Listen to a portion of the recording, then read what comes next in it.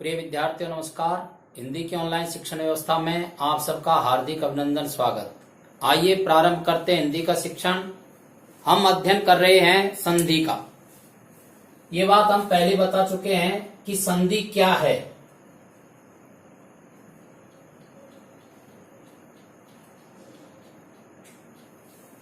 संधि शब्द निर्माण का एक तत्व है जिसका अर्थ होता है मेल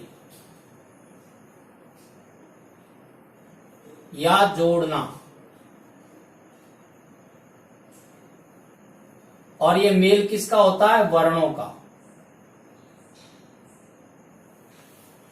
और इस मेल के कारण से विकार उत्पन्न होता है।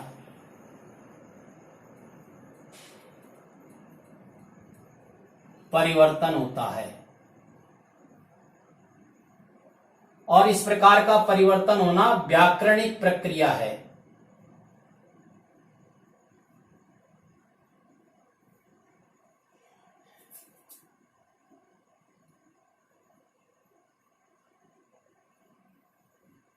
अब इन सब बातों को यदि एक साथ जोड़ दिया जाता है, संधि यानी मेल या जोड़ना, वर्णों का मेल होता है, मेल से विकार या परिवर्तन होता है, और इस परिवर्तन या ये जो परिवर्तन होता है ये व्याकरणिक प्रक्रिया के कारण से होता है। तो इसको हम कहेंगे संधि की परिभाषा। तो क्या परिभाषा बन जाती है? दो वर्णों के मेल से उत्पन्न विकार या परिवर्तन को संधि कहते हैं। ये हम पहले पढ़ चुके हैं। दो प्रकार के प्रश्न इसमें से हमसे पूछे जाते हैं। या तो हमको दो शब्द दिए जाते हैं, उनके बीच में संधि करने के लिए कहा जाता है, या फिर एक शब्द दे करके और उसके टुकड़े करने के लिए कहा जाता है। तो जिस प्रकार जोड़ने को संधि कहते हैं, उसी प्रकार से शब्दों के टुकड़ों को विच्छेद कहते हैं।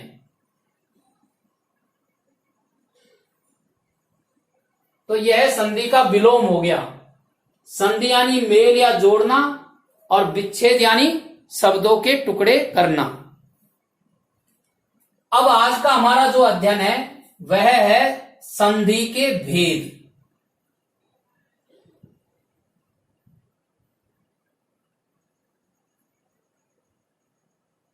या प्रकार। अब कोई भी शब्द है या कोई भी प्रकरण है, उसके भेद या प्रकार का कोई न कोई आधार होता है। जैसे हमने शब्दों के भेद पढ़े तो उसके 5 आधार थे। उत्पत्ति के आधार पर शब्द भेद, व्युत्पत्ति के आधार पर शब्द भेद, अर्थ के आधार पर शब्द भेद, विकार के आधार पर शब्द भेद, और शक्ति के आधार पर शब्दों के भेद। इसी प्रकार से यदि समासों की चर्चा करते हैं तो समासों के भेद और उनके पदों की प्रधानता के आधार पर होते हैं। प्रत्ययों के भेद होते हैं, उपसर्गों के भेद होते हैं, संज्ञा के भेद होते हैं। इन भेदों का कोई न कोई आधार होता है। इसी प्रकार से संधि के भेदों का आधार जो है वह है वर्ण। संधि के भेद किसके आधार पर होते हैं? वर्ण के आधार पर।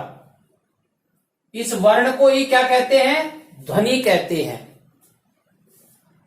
हमारे जो वर्ण हैं उनके उच्चारण स्थान निश्चित है। वर्ण क्या है? मुंह से निकली हुई ध्वनि को ही वर्ण कहते हैं। और ये जो ध्वनि निकलती है या ये जो इन वर्णों का उच्चारण होता है, उनका स्थान निश्चित है। वर्णों के उच्चारण स्थान के आधार पर या वर्णों के मेल के आधार पर ही संधियों के भेद किए गए हैं। और ये भेद, ये वर्ण कितने हैं? तो हिंदी में वर्ण 2 प्रकार के हैं। पर जैसा कि मैंने पहले भी बताया था कि संस्कृत में विसर्ग भी काम आता है, और वह एक वर्ण की तरह काम आता है। और संस्कृत के कुछ शब्द हिंदी में ज्यों के त्यों काम आते हैं, उनको तत्सम शब्द कहते हैं। इसलिए संस्कृत से आए हुए शब्दों के कारण से विसर्ग को हम हिंदी में भी पढ़ते हैं। इस आधार पर संधि के 3 भेद हो गए हैं। तो देखिए आप, संधि के भेदों के आधार है वर्ण, और इन वर्णों के आधार पर संधियों के 3 भेद हैं।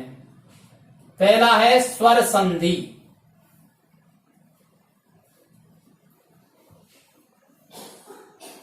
दूसरा है व्यंजन संधि, व्यंजन वर्ण है इसलिए व्यंजन संधि,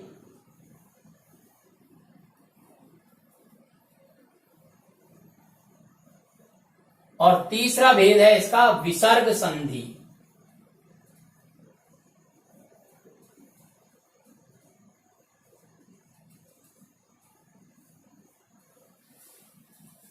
पहला भेद है स्वर संधि, दूसरा भेद है व्यंजन संधि, और तीसरा भेद है विसर्ग संधि।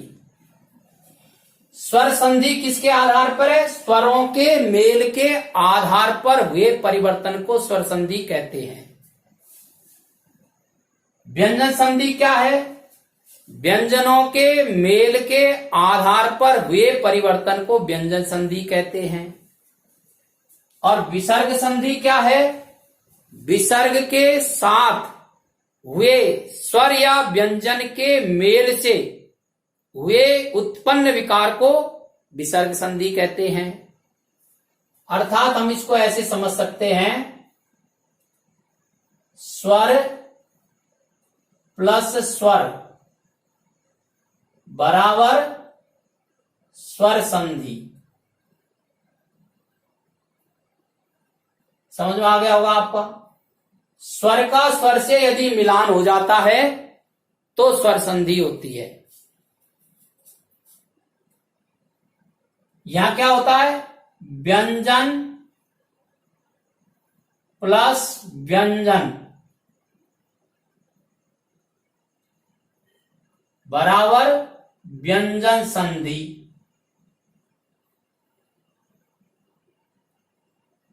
इसमें एक स्थिति और बनती है, वह क्या है? व्यंजन प्लस स्वर बराबर भी व्यंजन संधि।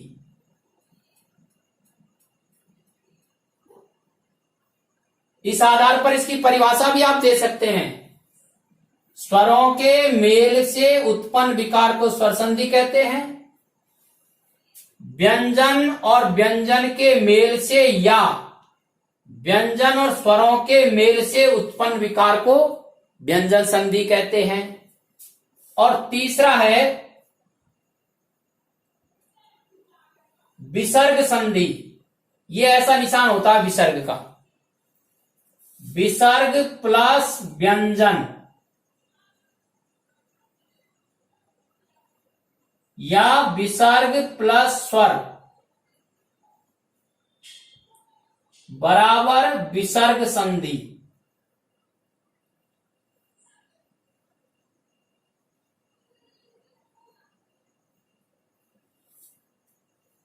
विसर्ग से व्यंजन का मेल हो जाता है या विसर्ग से स्वर का मेल होने पर हुए उत्पन्न विकार को विसर्ग संधि कहते हैं। अब ये जो स्वर संधि है इसके भी भेद हैं। तो स्वर संधि के 5 भेद हैं। पहला है दीर्घ स्वर संधि,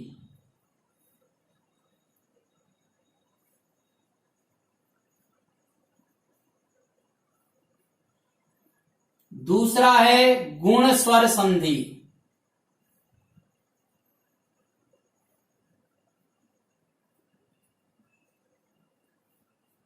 और तीसरा है वृद्धि स्वर संधि,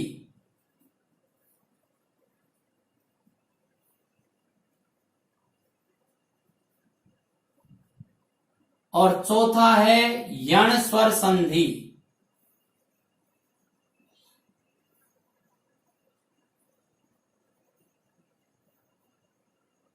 और 5वां है अयादि स्वर संधि।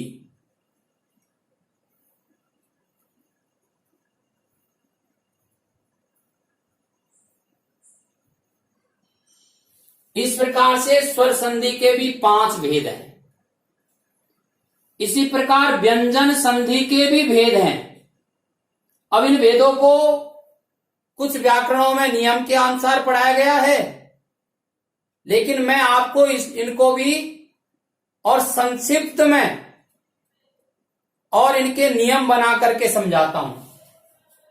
व्यंजन संधि के जो भेद हैं वो स्वर संधि की तरह स्पष्ट तो नहीं है, लेकिन समझने की दृष्टि से कुछ नियम बनाए जा सकते हैं।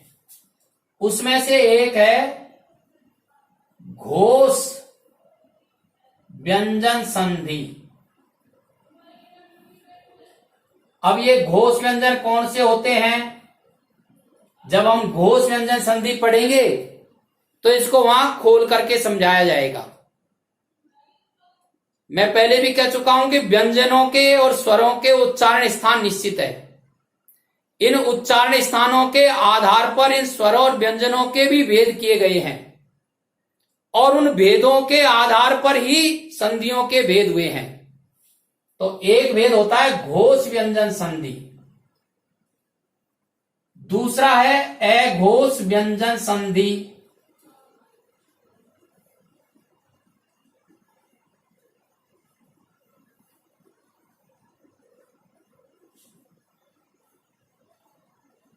और तीसरा है अनुनासिक व्यंजन संधि।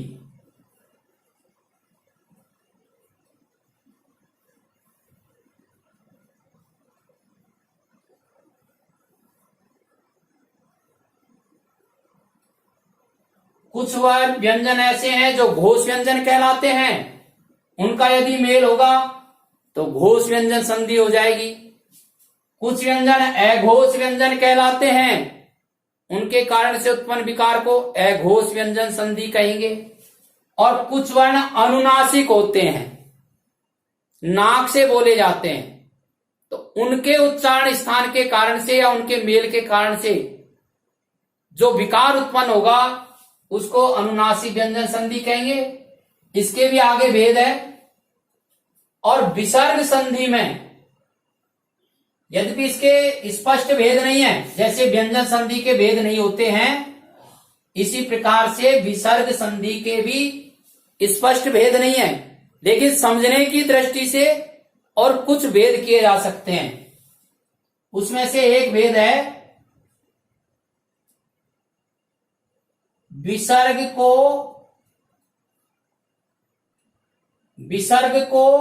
ओ हो जाता है।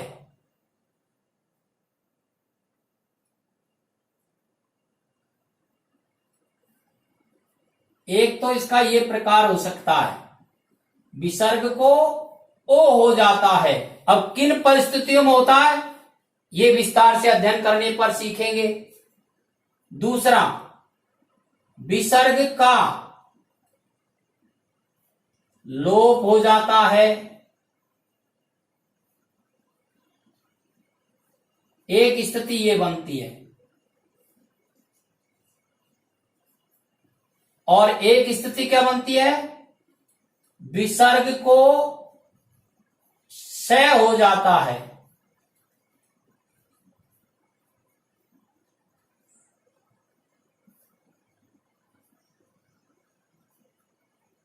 और एक स्थिति बनती है विसर्ग को रे हो जाता है।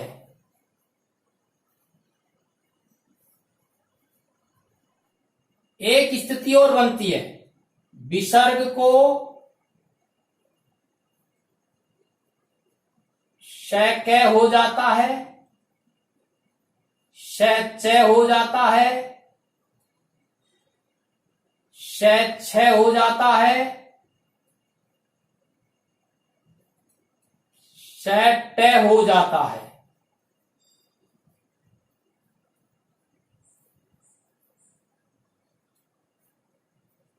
इस प्रकार से अपन विसर्ग संधि के भेदों के रूप में समझ सकते हैं। विसर्ग को हो जाता है, विसर्ग का लोप हो जाता है, विसर्ग को श हो जाता है, विसर्ग को रे हो जाता है, और विसर्ग का श हो जाता है। अब अपन स्वर संधि को समझते हैं। स्वर संधि के ये भेद किस आधार पर हुए हैं? दीर्घ स्वर संधि। मूल स्वर कितने हैं? मूल स्वर है 5 और पूर्ण स्वर कितने हैं? पूरे हिंदी व्याकरण में या हिंदी वर्णमाला में पूरे स्वर कितने हैं? तो वो है 11। देखिए स्वर कौन कौन से हैं? ए, आ, ई, उ, री, ए, आई, ओ, औ। 1 2 3 4 5 6 7 8 9 10 11। ये 11 स्वर हैं हिंदी वर्णमाला में और इनमें से भी मूल स्वर केवल 5 हैं। मूल स्वर कौन कौन से हैं? मूल स्वर है ए, ई, उ, री और ली। ये संस्कृत में काम आता है लेकिन अपन इसको हिंदी में भी पढ़ते हैं। इस प्रकार से मूल स्वर 5 है। अब इन 5 स्वरों से 11 स्वर बनाने की जो प्रक्रिया है या इन 5 स्वरों से 11 जो स्वर बने हैं ये ही मूल रूप से स्वर संधि के भेद हैं। देखिए यदि ए, ई, उ ये समान स्वर कहलाते हैं। ए का ए से मेल हो जाता है, आ का आ से मेल हो जाता है, ई का ई से मेल हो जाता है, उ का उ से मेल हो जाता है। तो इसमें से आ, ई और बड़ा उ ये बन जाते हैं। इसी का नाम है दीर्घ स्वर संधि। समान स्वरों का मेल।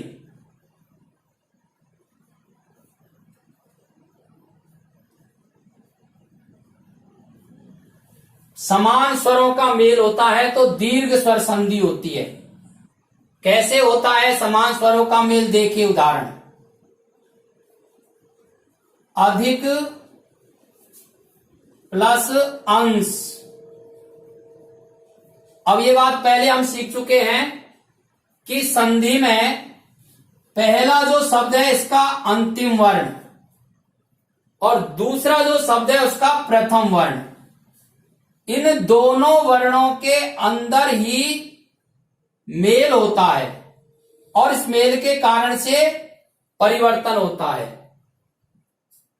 देखिए अधिक में कै अंतिम वर्ण है, कै में ए ध्वनि सम्मिलित है और अंश शब्द के प्रथम वर्ण अंग में ए ध्वनि सम्मिलित है। ए और ए क्या है? समान स्वर है। ए और ए मिलकर के समान स्वर मिलकर के आ बनाते हैं और क्या बन जाएगा? अधिकांश।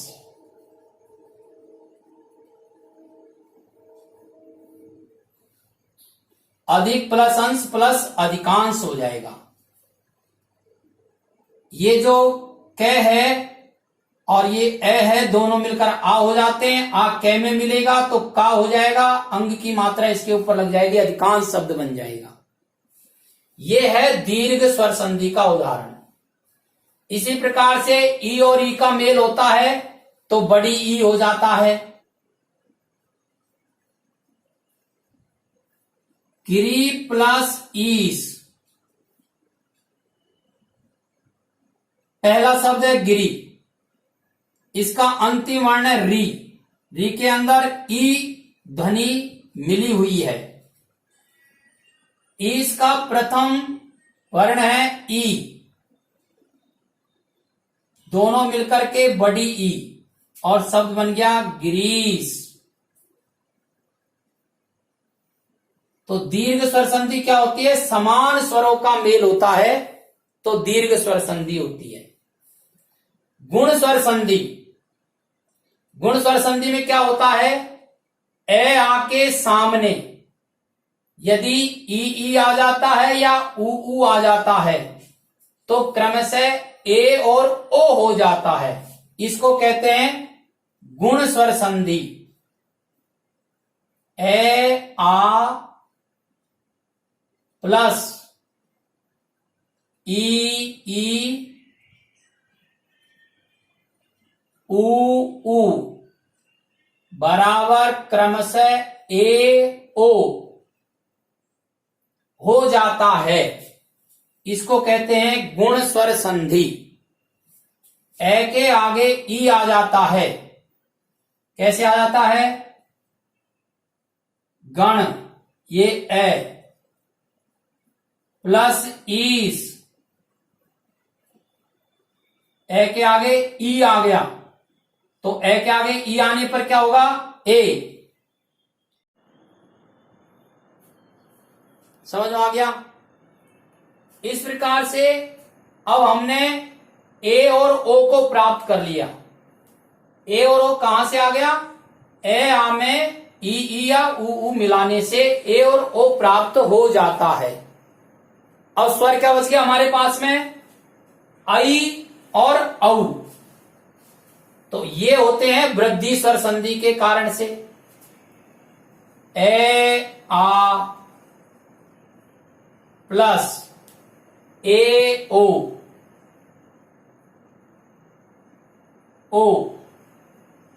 बराबर आई और औ हो जाता है, ये वृद्धि स्वर संधि है। ए आ के सामने ई आ जाता है, ए हो जाता है, ए आ के सामने ऊ आ जाता है, ओ हो जाता है, इसको कहते हैं गुण स्वर संधि। ए आ के सामने ए आ जाता है तो आई हो जाता है, और ए आ के सामने ओ आ जाता है तो औ हो जाता है, इसको कहते हैं वृद्धि स्वर संधि। देखिए कैसे होता है,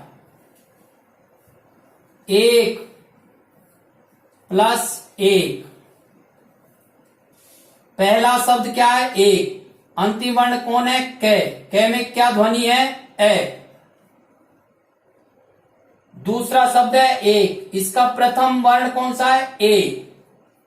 एक है, ए के सामने ए आने पर आई हो जाता है, तो शब्द क्या बनेगा, एकैक, एकैक शब्द हो जाएगा, आई हो जाएगा। इसी प्रकार से औ हो जाता है, इसको कहते हैं वृद्धि स्वर संधि।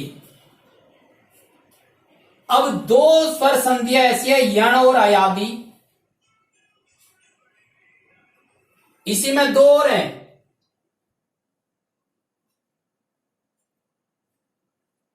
ए ओ अर और अल, री के मिलने से अर और लिरी के मिलने से अल हो जाता है। ई के मिलने से ए, ऊ के मेल से ओ, री के मेल से अर और लिरी के मेल से अल हो जाता है। यण स्वर संधि अलग प्रकार की है। अभी तक ए आ के सामने अन्य वर्ण आने से या समान वर्ण आने से परिवर्तन हो रहा था, अब क्या होगा, ई ऊ, री और लिरी के सामने कोई असमान स्वर आ जाएगा तो परिवर्तन होगा, उसका नाम है यण स्वर संधि। तो हमारे पास में ई ऊ, री और लिरी, इनके सामने शेष कोई भी असमान स्वर आ जाएगा तो यण स्वर संधि हो जाएगी। कैसे होगी, एक उदाहरण देख लीजिए आप, अति प्लस आदि। अब देखिए आप, प्रथम शब्द कौन है, अति, अंतिम वर्ण कौन है, ती। ती में क्या ध्वनि मिली हुई है, क्या स्वर मिला हुआ है, ई। दूसरा शब्द कौन है, आदि। आदि में क्या है, प्रथम वर्ण आ। हम क्या पढ़ रहे थे, ई के सामने, ऊ के सामने, री के सामने, लिरी के सामने कोई भी असमान स्वर आ जाता है, ई को छोड़ करके, ऊ को छोड़ करके, री को छोड़ करके और लिरी को छोड़ करके शेष कोई भी स्वर आ जाएगा तो इनको क्रमशः य, रे, ले और व हो जाते हैं। तो यहां ई के सामने आ आने से ई को य हो जाएगा, ये आधा होगा तो शब्द बनेगा, ते भी आधा रह जाएगा, इस ये में आ मिला तो यादी, अत्यादि, अत्यादि शब्द हो जाएगा। इसी को इति प्लस आदि से करेंगे तो इत्यादि शब्द हो जाएगा। इसको कहेंगे यण स्वर संधि। एक अब रह गया हमारा अयादि स्वर संधि। आप यहां देखिए, अब हमारे पास में कौन से स्वर बच गए हैं जिनका उपयोग नहीं हुआ है। तो हमारे पास बचे हैं आई और औ, ए और आई। तो ए, आई, ओ, औ के सामने कोई भी असमान स्वर आ जाएगा तो क्रमशः आय, आय, अब और आब हो जाता है। इसको कहते हैं अयादि स्वर संधि। इस प्रकार से ये 5 स्वर संधियों के भेद हैं। समझने की दृष्टि से आप इसका स्क्रीनशॉट ले लीजिए और कम से कम 2 बार आप इस वीडियो को सुनिए और शिक्षण के वीडियो आपके पास आते रहे इसके लिए आप इसे सब्सक्राइब करिए। धन्यवाद।